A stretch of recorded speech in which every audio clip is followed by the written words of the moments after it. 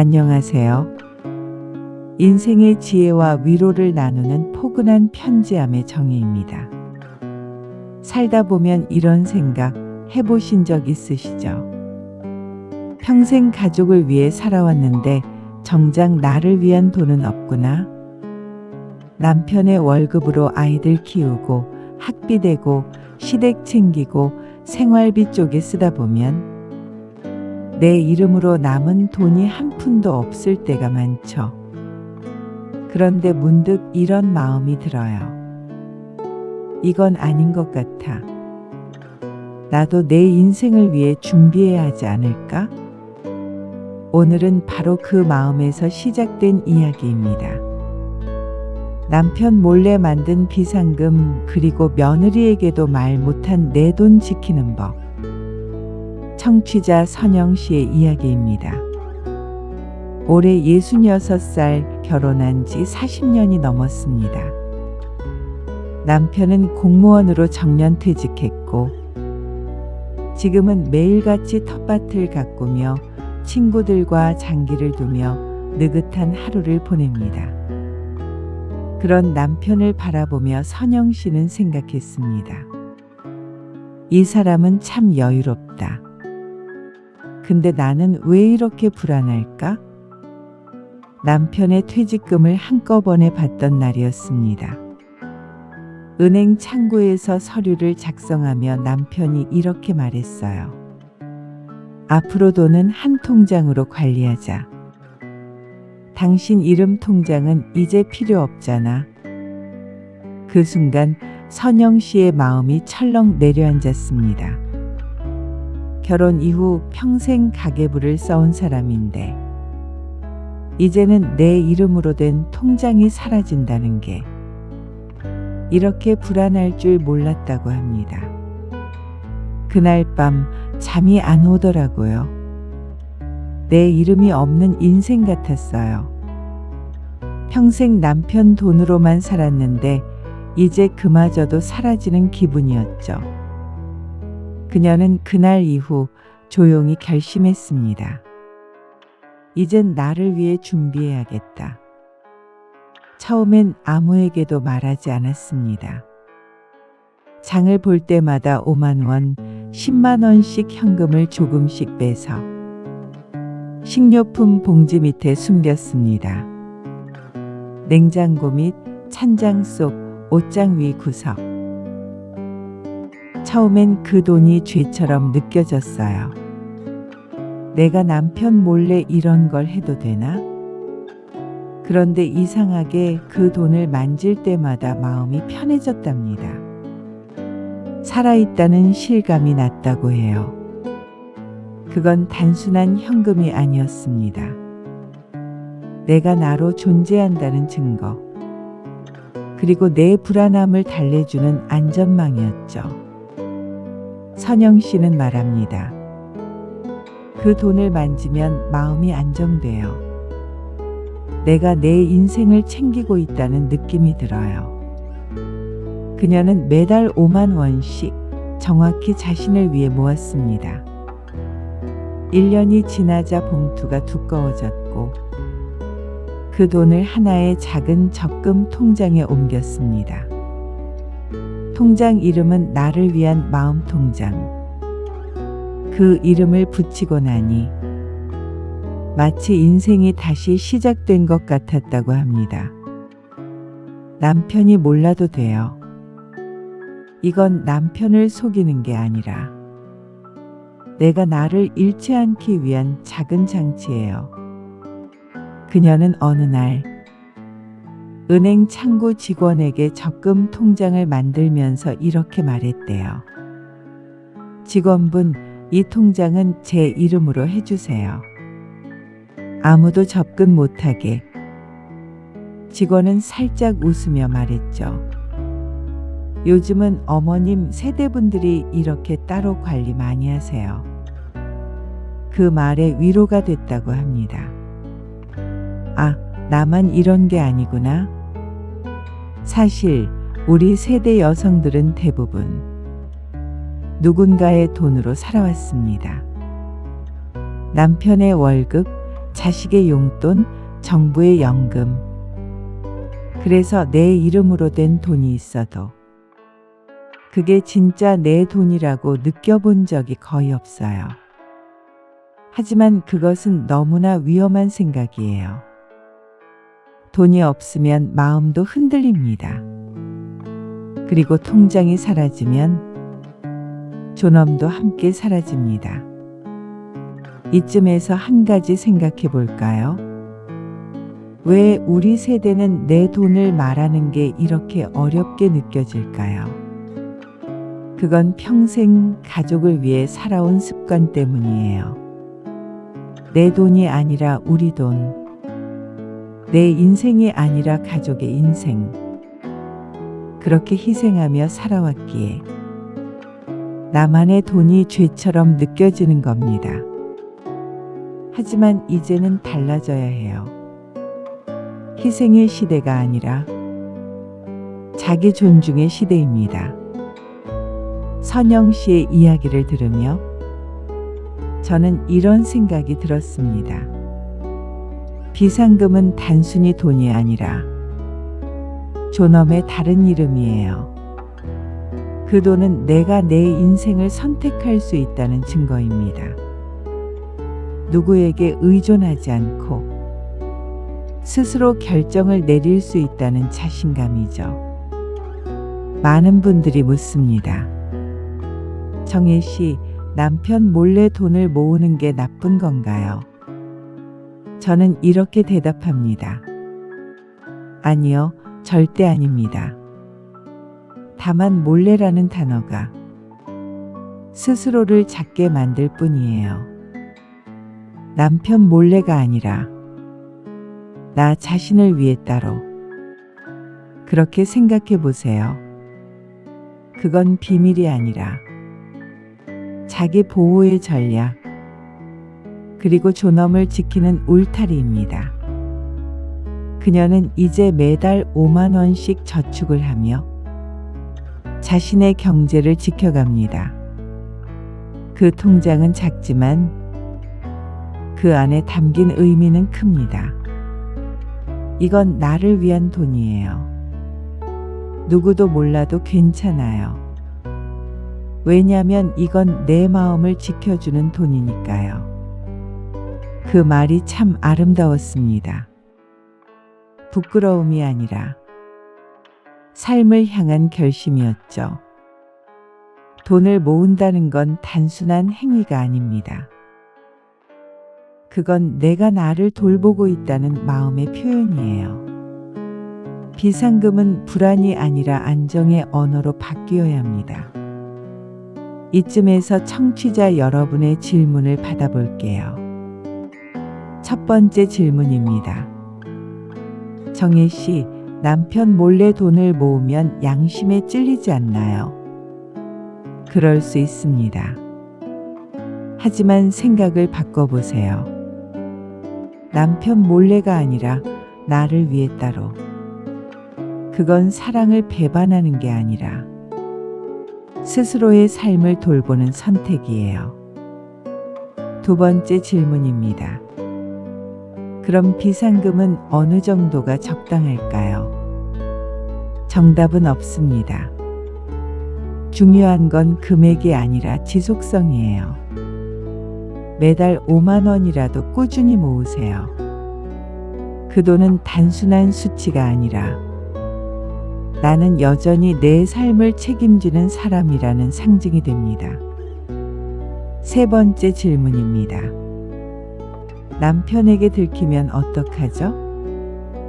들키지 않는 게 목적이 아니에요. 지혜롭게 분리 관리하는 게 핵심이에요.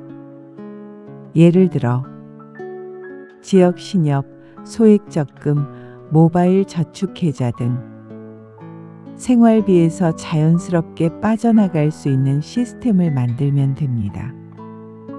그리고 꼭 잊지 말아야 할 점. 본인조차 잊으면 아무 의미가 없다. 항상 기록해 두세요. 네 번째 질문입니다. 며느리나 자식이 엄마 돈 우리가 관리해 드릴게요 하면요. 그건 사랑의 말이지만 그 안에는 통제의 마음이 숨어 있을 수 있어요. 그럴 때 이렇게 말해보세요. 그래, 고맙다. 근데 내 생활비만큼은 내가 직접 쓸게. 그건 고집이 아닙니다. 존재의 경계선이에요. 돈을 직접 쓰는 건 자신의 인생을 증명하는 행위입니다. 5번째 질문입니다. 나이가 들어 기억력도 예전 같지 않은데 돈 관리가 걱정돼요. 그럴 땐 돈의 지도를 그리세요. 내 돈이 어디에 있고 왜 있는지 노트 한 권에 차근차근 써두세요. 그리고 신뢰할 수 있는 단 한 사람에게만 알려주세요.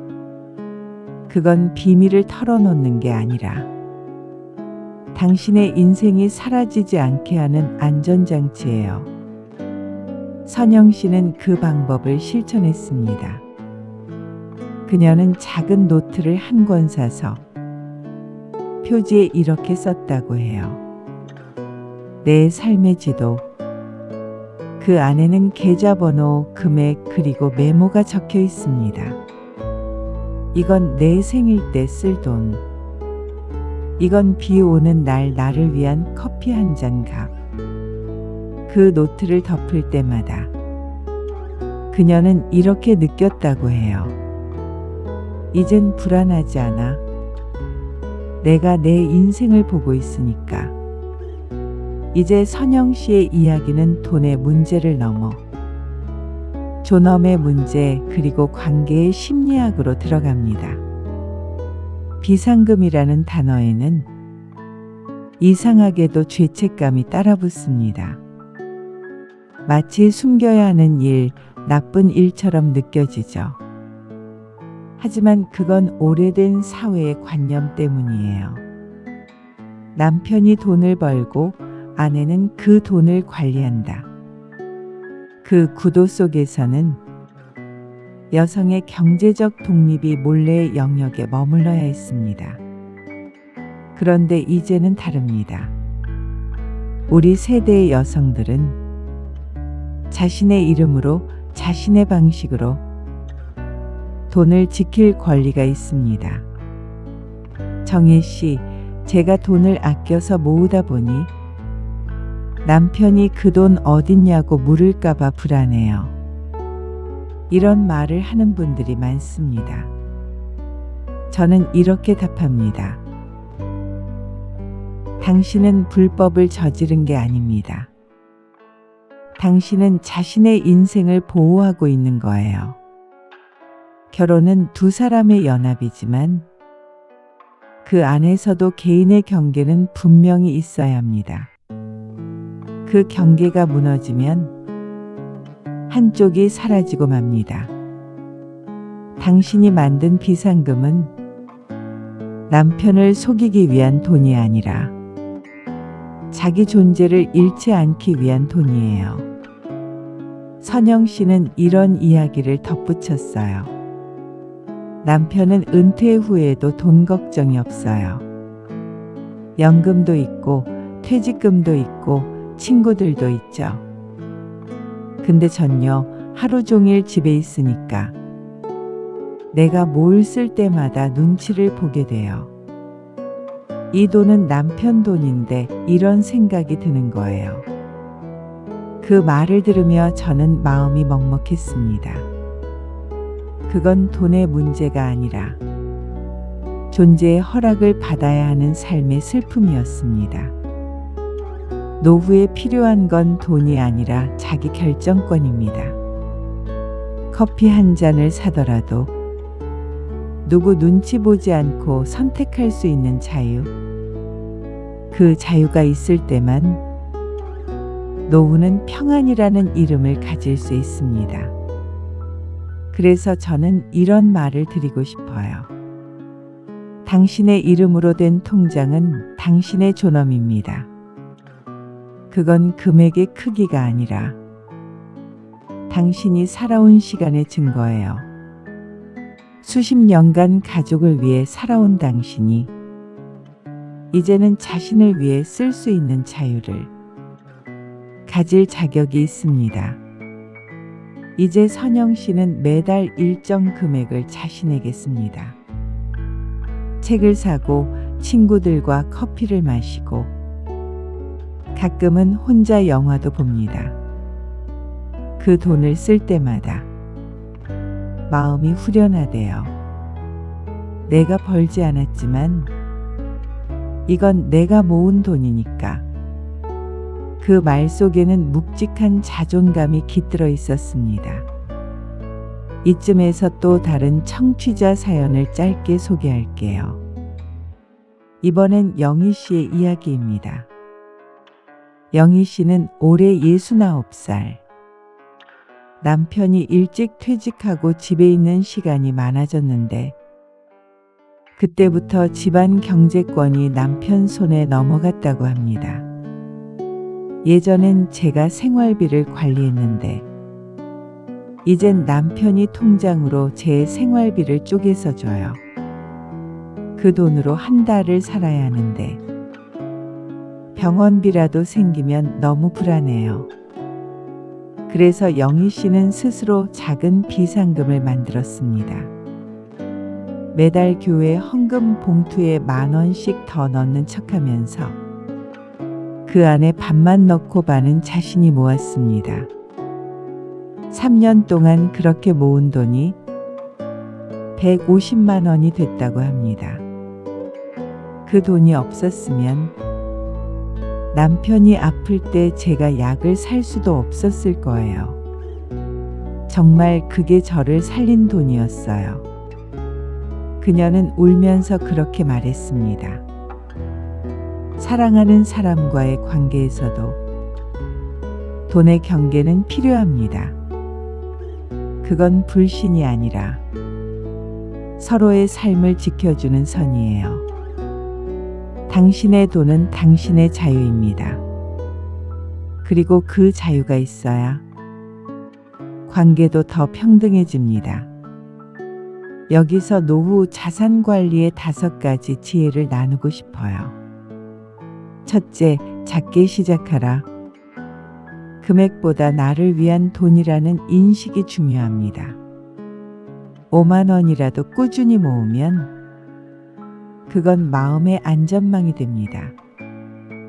둘째, 배우자와 자식의 시선에 휘둘리지 말라. 그들의 조언은 사랑일 수도 있지만 당신의 결정을 대신할 권리는 없습니다. 셋째, 돈의 흐름을 기록하라. 어디에 쓰고 왜 쓰는지 적어두세요. 그 기록은 기억이 흐려질 때 당신을 대신해 줄 2번째 기억이 됩니다. 넷째, 믿을 수 있는 단 한 사람을 정하라. 모든 걸 다 알릴 필요는 없습니다. 하지만 진심으로 신뢰할 수 있는 한 사람에게는 최소한의 정보는 남겨두세요. 다섯째, 돈을 감정의 언어로 사용하라. 돈은 사랑을 대신할 수도 불안을 덜 수도 있습니다. 하지만 감정 없이 쓰면 마음도 함께 비어갑니다. 노후의 돈은 양보다 의미가 중요합니다. 그 돈이 나를 어떻게 지켜주는지 그걸 알고 있을 때 진짜 자산이 됩니다. 선영 씨는 이제 말합니다. 나는 남편 몰래 돈을 모은 게 아니라 내 인생을 지킨 거예요. 그녀의 목소리에는 후회가 없었습니다. 단단함 그리고 평온함이 있었어요. 이제 한 가지 더 생각해 볼 문제입니다. 며느리와의 경제관계. 요즘 많은 분들이 이런 고민을 하십니다. 며느리가 저축을 도와드릴게요. 엄마, 돈은 우리한테 맡기세요. 처음엔 고마워 보이죠. 하지만 시간이 지나면 결정권이 사라집니다. 그리고 어느 순간 내 돈인데 내 돈이 아닌 상태가 됩니다. 이럴 때는 단호하면서도 부드럽게 말하세요. 고맙다. 하지만 내가 쓸 돈은 내가 관리할게. 그 말 한마디가 당신의 존엄을 지켜줍니다. 자식에게 돈을 맡기는 건 사랑일 수 있지만 그 사랑이 의존으로 변하는 순간 서로의 관계가 흔들립니다. 경제적 자립은 곧 관계의 독립입니다. 돈을 스스로 쓰는 사람은 감정에서도 당당합니다. 남편에게, 며느리에게, 자식에게 미안해하지 마세요. 그건 당신의 권리이자 책임입니다. 선영 씨는 요즘 한 달에 한 번씩 스스로에게 선물을 합니다. 꽃 한 다발, 예쁜 손수건, 책 한 권. 그럴 때마다 마음속으로 이렇게 말한대요. 이건 내가 나한테 주는 월급이야. 그 말이 얼마나 아름다운지 모릅니다. 그건 단순한 소비가 아니라 자기 존재에 대한 감사예요. 돈을 통해 배워야 하는 건 모으는 법이 아니라 쓰는 법입니다. 어떻게 써야 마음이 덜 허전한지, 어디에 써야 나를 지켜주는지, 그걸 아는 순간 돈은 당신을 위한 친구가 됩니다. 노후의 불안은 돈이 없어서가 아닙니다. 돈이 내 손에 없어서입니다. 내 손에서 직접 느끼고 내가 쓸 수 있을 때 비로소 안정이 생깁니다. 오늘의 이야기를 마무리하며 이 말을 꼭 전하고 싶어요. 당신이 가진 돈의 크기가 아니라 그 돈을 대하는 당신의 마음이 당신의 품격을 만든다. 비상금은 부끄러운 게 아닙니다. 그건 스스로를 지키는 용기입니다. 남편에게도 며느리에게도 누구에게도 미안해하지 마세요. 이건 당신의 인생을 위한 돈이에요. 이제는 자신 있게 이렇게 말하세요. 나는 남편 몰래 돈을 모으는 여자가 아니라 나를 지키는 여자로 살고 싶어요. 그 한마디가 당신의 삶을 단단하게 바꿉니다. 지금 이 순간 당신의 손에 작은 통장이 쥐어져 있다면 그건 단순한 숫자의 기록이 아닙니다. 그건 평생 가족을 위해 살아온 당신이 드디어 자신을 위해 쓴 사랑의 흔적입니다. 오늘도 함께 해주셔서 감사합니다. 당신의 삶이 조금 더 따뜻하고 당신의 지갑 속 마음이 조금 더 평안하길 바랍니다. 당신의 밤이 오늘도 평안하기를 바랍니다.